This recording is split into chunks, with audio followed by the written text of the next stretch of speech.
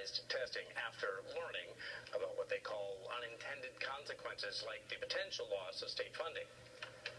We do have our power panel here. Rick Roach, Andrew Spar of the Orange County School Board and Volusia County Teachers Association, respectively. Rick, I'm going to start with you. You have been a long-term opponent of Common Core and the standard testing and so forth.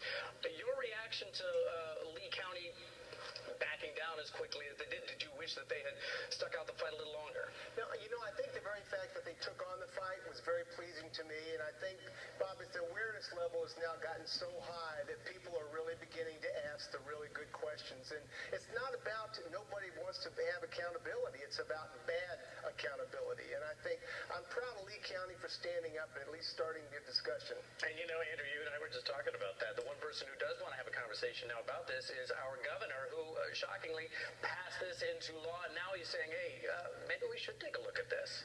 Elections are always very interesting times, aren't they? And so, the governor came out and said now we should look at high-stakes testing, and he wants a panel on high-stakes testing. So what Lee County has done, I think, is great. They've elevated the conversation, and we need to continue to have dialogue around testing students and high-stakes testing that we have, but it shouldn't just be an election year activity. It should be an ongoing activity, and we should be putting students' interests best, which is learning in the classroom, empowering teachers, empowering parents, and empowering local communities to make school decisions.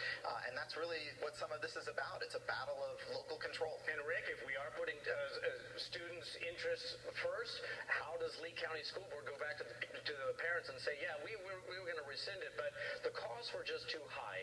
We didn't want to lose our funding. It all became about money, and so we're going to go ahead and go with it. Well, it's not so much about the students at that point. It's about costs, isn't it? I think really it's about what really true accountability is. And I hope Lee County goes with the fact that this is true.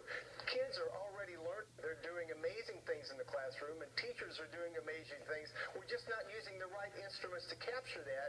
And because of that, this is the kind of discussion that goes place. It's just amazing to me that there's so much good going on in education, assessment-wise, accountability-wise, but it's not paid attention to with this system driving in as an end-all, be-all. Rick, you're part of the Teachers Association. This is a pebble that is now rolling down the hill, okay? As we get down towards the bottom of the hill, what is it that what do we hope will come from this?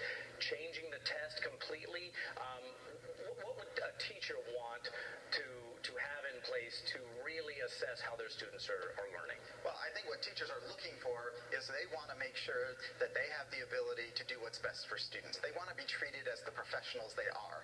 And too often what happens is decisions are made outside of the classroom by people who've never set foot in a classroom. So what they're saying is, listen to us. We know which kids are learning. We know which kids aren't learning. We don't always need a gazillion paper and pencil tests to tell us. I got a degree in education. Let me use that degree, that kind of a thing? Yeah, absolutely. Let me do my job. And you know what else? Let's empower teachers to see what's best for kids and really gauge them in that way. And let's take away the high-stakes nature we're finding ourselves in. This year we have end-of-course exams coming into play for every subject, every grade level. Kindergartens will be taking 7 end-of-course exams. Kindergarten students. Bone up on that coloring, kids. Yeah. Rick Roach and Andrew Spar, guys, always good to talk to you. Thanks. Thanks for having us, Bob.